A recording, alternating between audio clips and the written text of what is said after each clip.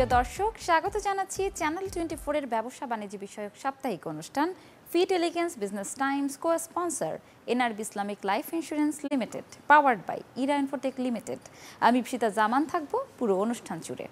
দর্শক, গেল সপ্তাহে ব্যবসা অঙ্গনে ঘটে যাওয়া বিভিন্ন ইভেন্টসের খোঁজ খবর নিয়ে সাজিয়েছি আমাদের আজকের আয়োজন। চলমান অর্থনৈতিক সংকটের মধ্যে সবচেয়ে দুশ্চিন্তার নাম মূল্যস্ফীতি। নানাভাবে বারবার হস্তক্ষেপ করেও বাগে আনা যায়নি পণ্যমূল্য, যার প্রভাব পড়েছে নিম্ন আয়ের বড় একটা জনগোষ্ঠীর ওপর। বিশ্লেষকরা বলছেন, কেন্দ্রীয় ব্যাংকের ভুল মুদ্রানীতি, সুদহার আর রাজনৈতিক সদিচ্ছার অভাবেই বাজার নিয়ন্ত্রণে আসছে না। রাকিব আল জাবেদের রিপোর্ট। এক যুগেরও বেশি সময় ধরে রাজধানীর তেজগাঁওয়ে ভাঙাড়ির ব্যবসা করছেন মোহাম্মদ সিরাজ। মাসে আয় 20,000 টাকা, কিন্তু ব্যয় তার চেয়ে ঢের বেশি, যেখানে লাগামহীন জিনিসপত্রের দাম। স্বল্প আয়ে 8 সদস্যের পরিবারের ভরণ পোষণের খরচ সামলাতে বিপাকে পড়েছেন তিনি। কমেছে চাল ডাল কেনার পরিমাণ, যেখানে স্বপ্ন হয়ে গেছে খাবার মেনুতে মাছ কিংবা মাংসের উপস্থিতি। কামাইতে পারলে সেটা খাইতে পারুম, আমরা কামানের যোগ্যতা হলো কম, খামুও কম, আমাদের তো আর বেশিটা খাওয়াটা সম্ভব না। ভিন্নধর্মী মনোকষ্টে রয়েছেন বেসরকারি চাকরিজীবী সৈয়দ জাবেদ জাহাঙ্গীর। একটা সময় নিয়ম করে বাড়িতে টাকা পাঠালেও তা এখন হয়ে উঠছে না দ্রব্যমূল্যের ঊর্ধ্বগতির লড়াইয়ে হেরে যাওয়ার পর থেকে। শুধু তাই নয়, রমরমা খরচের এই নগরীতে খানিকটা সাশ্রয়ের জন্য রিক্সা ছেড়ে পায়ে হেঁটে অফিসে যান বছর দুয়েক ধরে। দ্রব্যমূল্যের দাম কিছু কম ছিল, সে সময় আমি কিছু টাকা সেভ করতে পারছি, আমার বাবা মাকে কিছু টাকা পাঠাতে পারছি, মাকে পাঠাতাম বা মাকে দিতে পারছি, কিন্তু এখন কোনো টাকা দিতে পারি না, যেহেতু আমি নিজেই মাইনাসে আছি। বিবিএসের হিসাবে সবশেষ এপ্রিলে জাতীয় পর্যায়ে সার্বিক মূল্যস্ফীতি গিয়ে ঠেকে 10%, যেখানে আসছে জুনের মধ্যেই 7.5% ঘরে মূল্যস্ফীতি নিয়ে আসার লক্ষ্য কেন্দ্রীয় ব্যাংকের। বড় অস্বস্তি খাদ্য মূল্যস্ফীতিতে। গেল 3 মাস ধরে যা বাড়ছে ক্রমাগত। কেন নিয়ন্ত্রণহীন এই সূচক? পর্যবেক্ষণে উঠে আসে ব্যাংকের সুদহার দীর্ঘ সময় বেঁধে রাখা ভুল মুদ্রানীতি আর পণ্যমূল্য ব্যবস্থাপনায় সরকারের ভুল নীতি। আমাদের আশেপাশের দেশগুলো বলেন বা উন্নত দেশগুলো বলেন, সব জায়গায় মূল্যস্ফীতি কমেছে, আন্তর্জাতিক বাজারে পণ্যমূল্যের দাম কমেছে। চাপ কমানোর জন্য যেইগুলো করণীয় ছিল এবং যা করণীয়র কথা আমরা বলেছিলাম, সেগুলো বাস্তবায়নের মুখ দেখে নাই। অভ্যন্তরীণ বাজার ব্যবস্থার সাথে উৎপাদনের তথ্যের গড়মিলকেও দায়ী করেন এই অর্থনীতিবিদ। বলেন, বড় দুর্বলতা বাজার ব্যবস্থাপনায়। পদ্ধতির আমূল পরিবর্তনে দরকার সরকারের রাজনৈতিক সদিচ্ছা। প্রোডাকশন স্ট্যাটিস্টিক্স আছে, হয়তো সেখানে ভুল আছে, সেই ভুলটা বাজারে রিফ্লেক্টেড হচ্ছে না। পলিটিক্যাল স্টেটমেন্টের সাথে একটা পলিসি অ্যাকশন থাকা উচিত, ব্যাকড বাই পলিসি অ্যাকশন। সেই জায়গাটা একটা মিসিং লিঙ্ক। অর্থবছরের প্রথম 10 মাস শেষে সার্বিক মূল্যস্ফীতি ঠেকেছে 10% কাছাকাছি। রাকিব আল জাবেদ, চ্যানেল 24, ঢাকা। এ যেন আবদারের পর আবদার। ঋণ করে ঘি খাওয়ার পর সেই ঋণ পরিশোধে হাত পাততে হলো সরকারের কাছে। 3 দশক আগের বিশেষায়িত আনসার ভিডিপি উন্নয়ন ব্যাংক অর্থ মন্ত্রণালয়ে পাঠানো এক চিঠিতে বলছে, আমানত কমে যাওয়ায় টাকা ধার করতে হয়েছে কেন্দ্রীয় ব্যাংক থেকে, যা সুদে আসলে ঠেকেছে 900 কোটিতে। আর এই অর্থ পরিশোধ করতে হবে 2 বছরের মধ্যে। এজন্য জরুরি ভিত্তিতে 500 কোটি টাকা সহায়তা চেয়েছে প্রতিষ্ঠানটি। ইমদাদ হকের রিপোর্টে বিস্তারিত। দেশের প্রান্তিক এলাকায় দারিদ্র্য নিরসন ও অর্থনৈতিক কর্মকাণ্ডে গতি আনতে প্রচলিত ধারার বাইরে বেশ কিছু আর্থিক প্রতিষ্ঠান স্থাপন করে সরকার, যার মাধ্যমে বাড়ানো লক্ষ্য ছিল ব্যাংকিং সেবার আওতায় আসা মানুষের সংখ্যাও। 1995 সালে প্রতিষ্ঠিত সেরকমই একটি আনসার ভিডিপি উন্নয়ন ব্যাংক। বাহিনীর সদস্যদের আমানত সুরক্ষা, গরিব জনগোষ্ঠী ও দরিদ্র নারীদেরকে ক্ষুদ্র ঋণের মাধ্যমে স্বনির্ভর সহ ছোটখাটো প্রাতিষ্ঠানিক ঋণ কার্যক্রমও করে গেল 3 দশকে। কিন্তু কাঙ্ক্ষিত লক্ষ্য অর্জন না হওয়ায় একরকম মুখ থুবড়ে পড়েছে প্রতিষ্ঠানটি। ফলে বেঁচে থাকার আকুতি জানিয়ে ধর্ণা দিতে হয়েছে সরকারের কাছে। গেল 8 মে আর্থিক প্রতিষ্ঠান বিভাগের সচিবের কাছে আনুষ্ঠানিক চিঠি পাঠিয়ে নিজেদের অসহায়ত্বের কথা জানান ব্যাংকের ব্যবস্থাপনা পরিচালক মোসাদ্দেকুল আলম। বলেন, আনসার বাহিনীর সদস্যদের জমা রাখা আমানতই ব্যাংকের কার্যক্রমের মূল চালিকা শক্তি, কিন্তু সেই প্রবণতা কমে গেছে সদস্যদের আর্থিক অবস্থা ভালো না থাকায়। অন্যদিকে আমানত রাখা কমিয়েছে অন্যান্য প্রতিষ্ঠানও, যে কারণে দীর্ঘদিন ধরে চলতে হচ্ছে কেন্দ্রীয় ব্যাংক থেকে টাকা ধার করে। সচিব বরাবর অনুরোধ করে ব্যবস্থাপনা পরিচালক বলেন, প্রতিষ্ঠানের মোট ঋণের পরিমাণ দাঁড়িয়েছে 900 কোটি টাকা, যা সুদসহ পরিশোধ করতে হবে আগামী 2 বছরের মধ্যে। তাই টিকিয়ে রাখার স্বার্থে অবিলম্বে অন্তত 500 কোটি টাকা ছাড় করার অনুরোধ তার। ব্যাংক একটা বিজনেস, যেখানে প্রফিট করা খুব সোজা। কারণটা কি? আমি 8% বড় করছি, 10-12% লোন দিচ্ছি।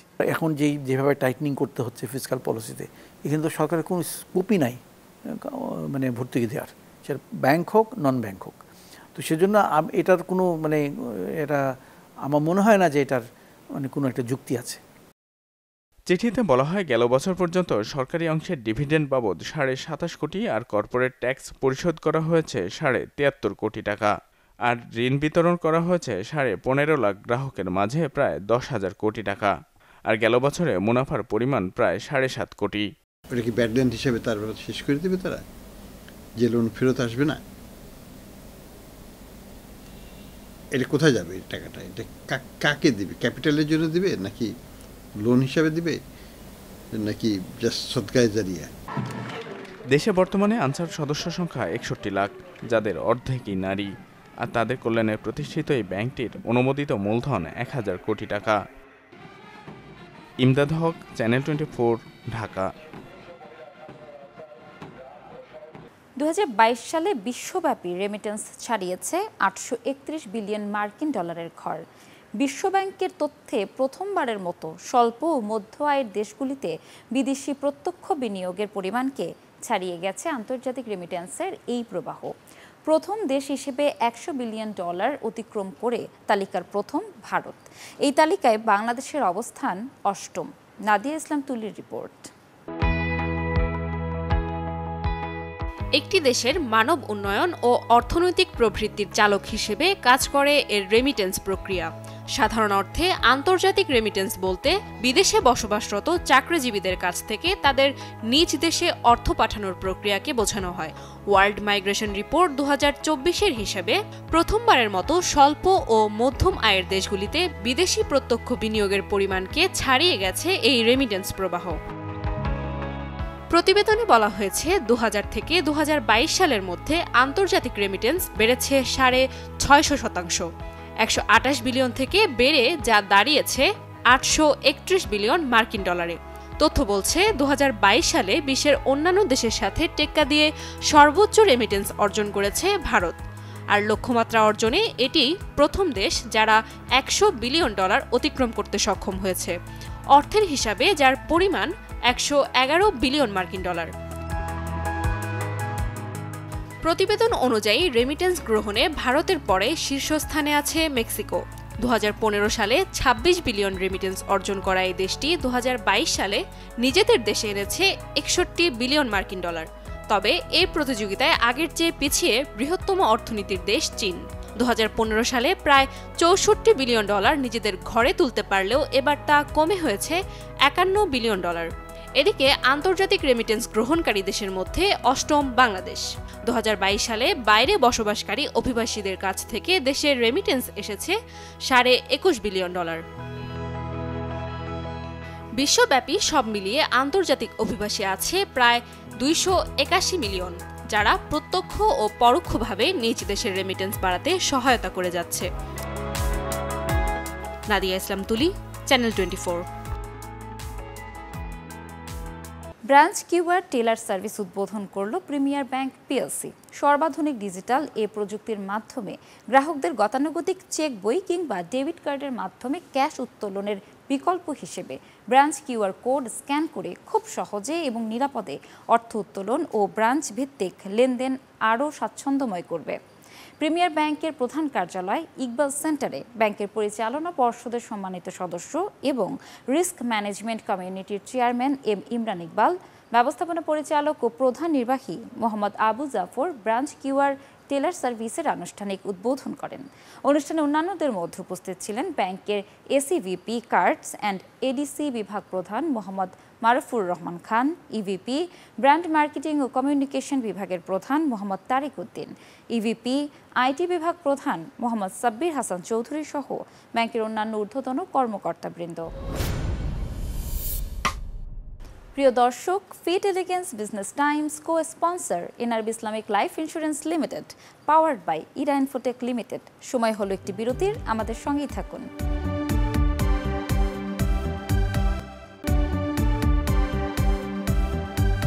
বিরতির পর আবারও আমন্ত্রণ fit elegance business times co sponsor NRB Islamic life insurance limited, powered by Ira Infotech limited. হজযাত্রীদের সেবা প্রদানের লক্ষ্যে সম্প্রতি আশকোনা হজ ক্যাম্পে হজ বুথ চালু করেছে দি প্রিমিয়ার ব্যাংক পিএলসি। ব্যাংকের ব্যবস্থাপনা পরিচালক ও সিইও মোহাম্মদ আবু জাফর প্রধান অতিথি হিসেবে হজ বুথটি উদ্বোধন করেন। অনুষ্ঠানে অন্যান্যদের মধ্যে উপস্থিত ছিলেন ব্যাংকের অতিরিক্ত ব্যবস্থাপনা পরিচালক শামসুদ্দিন চৌধুরী, উপব্যবস্থাপনা পরিচালক SM ওয়ালিউল মোর্শেদ, ইভিপি ও ব্র্যান্ড মার্কেটিং ও কমিউনিকেশন বিভাগের প্রধান মোহাম্মদ তারেক উদ্দিন, ইভিপি এবং ইসলামিক ব্যাংকিং বিভাগ প্রধান মোহাম্মদ ইশরাত হোসেন খান সহ হজ ক্যাম্প এবং ব্যাংকের অন্যান্য ঊর্ধ্বতন কর্মকর্তাবৃন্দ। প্রিমিয়ার ব্যাংকের ব্যবস্থাপনা পরিচালক ও সিইও মোহাম্মদ আবু জাফর বলেন, হজ বুথে হজযাত্রীদের সরকার নির্ধারিত কোটা অনুযায়ী বৈদেশিক মুদ্রা সরবরাহ ও ফ্রি পাসপোর্ট এন্ডোর্সমেন্ট সেবা, হজ কার্ড, যাবতীয় তথ্য সেবা এবং হজ পালনের গাইড বই দেয়া হচ্ছে। অনুষ্ঠানে ব্যাংক ও যাত্রীদের সার্বিক কল্যাণ কামনা করে হজ ক্যাম্পের গ্র্যান্ড ইমাম কর্তৃক দোয়া ও মোনাজাত করা হয়। হজ সেবা গ্রহণকারীদের প্রিমিয়ার ব্যাংকের পক্ষ থেকে উপহার হিসেবে ছাতা ও ব্যাগ দেয়া হয়। সবসময় এই হাজিদের সাহায্যের জন্য আমরা কাজ করে নেওয়ার চেষ্টা করে যাচ্ছি। যেহেতু আপনারা আপনার মেহমান, আমরা এটাকে সেবা হিসেবে নিয়েছি। বিশেষ করে আমাদের চেয়ারম্যান এবং ডাইরেক্টর সাহেব বলেছেন যে সেবার জন্য এখানে লাভ লসের কথা চিন্তা না করে সেবা কাজ করে যাও।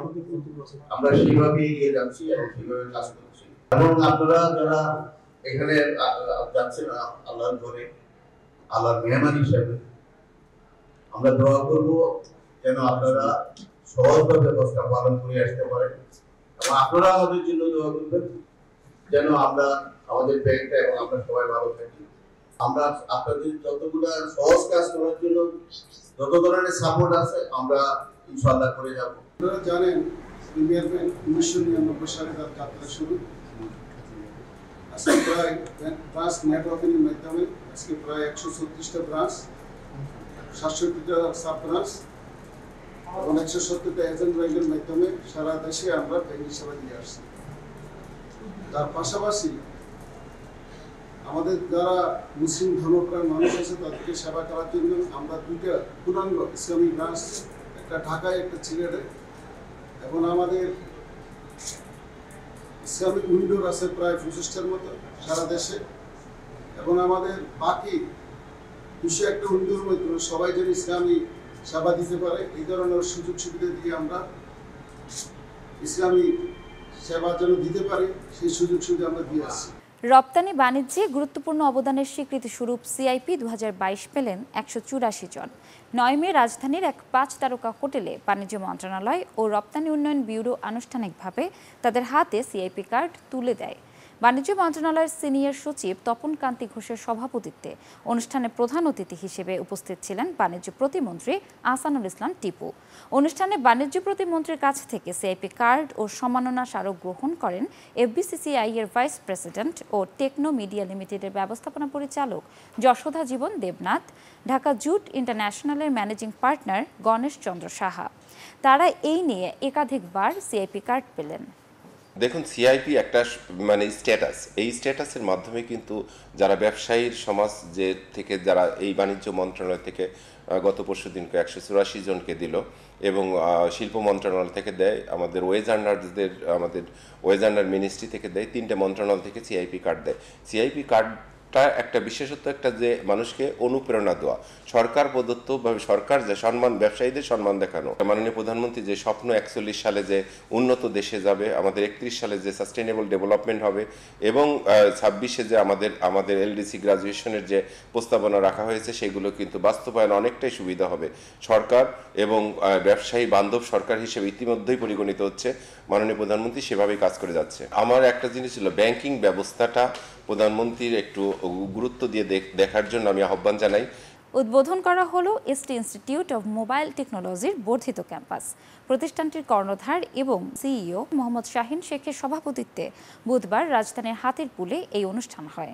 অনুষ্ঠানে প্রধান অতিথি হিসেবে উপস্থিত ছিলেন যুব উন্নয়ন অধিদপ্তর, যুব ও ক্রীড়া মন্ত্রণালয়ের মহাপরিচালক ডক্টর গাজী মোহাম্মদ সাইফুজ্জামান। এছাড়াও বিশেষ অতিথি হিসেবে উপস্থিত ছিলেন যুব উন্নয়ন অধিদপ্তর, যুব ও ক্রীড়া মন্ত্রণালয়ের পরিকল্পনা পরিচালক আব্দুল আখের সহ প্রতিষ্ঠানটির ট্রেনার, শিক্ষার্থীগণ সহ স্থানীয় গণ্যমান্য ব্যক্তিবর্গ।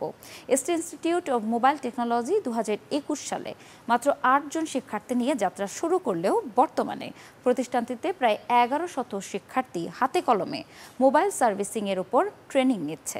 এই প্রতিষ্ঠান থেকে ট্রেনিং নিয়ে বর্তমানে ইউরোপ, আমেরিকা, মধ্যপ্রাচ্য সহ বিভিন্ন দেশে যুবক যুবতীরা বেশ সুনাম এবং দক্ষতার সাথে কাজ করে যাচ্ছেন। এর ফলে দেশের ভাবমূর্তিও উজ্জ্বল হচ্ছে। অনুষ্ঠানে আগত অতিথিরা প্রতিষ্ঠানের এমন উদ্যোগকে স্বাগত জানিয়ে যুবকদেরকে সময় উপযোগী ট্রেনিংয়ের মাধ্যমে দক্ষ মানব সম্পদে পরিণত করায় এসটি ইনস্টিটিউট অব মোবাইল টেকনোলজির কর্তৃপক্ষের ভূয়সী প্রশংসা করেন। আমাদের যুবরা তাদের ভাগ্যের পরিবর্তন নিজেরাই করুক।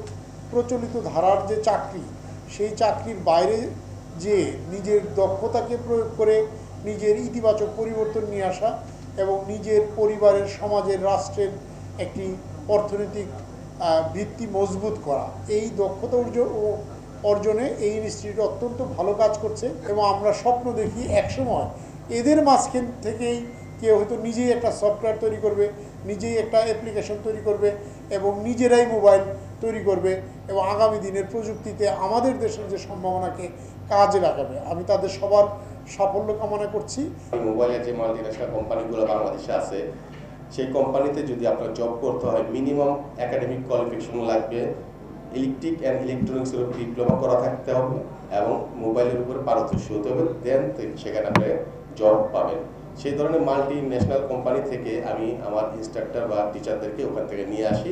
আমি মূলত আমার যে স্টুডেন্ট আছে, ছাত্র, তাদের যেন এই পয়সা এবং সময় নষ্ট না হয়, বিফলে না যায়, সেদিকটা আমি খুব খেয়াল রাখি যেন তারা এখান থেকে প্রপারলি শিখে বের হতে পারে। দর্শক, এই ছিল আজকের fit elegance business times co sponsor NRB Islamic life insurance limited, powered by Ira Infotech limited. দেখা হবে আগামী সপ্তাহে ব্যবসা বাণিজ্যের নতুন খোঁজ খবর নিয়ে। ততক্ষণ ভালো থাকুন, সুস্থ থাকুন, চ্যানেল 24 এর সঙ্গেই থাকুন।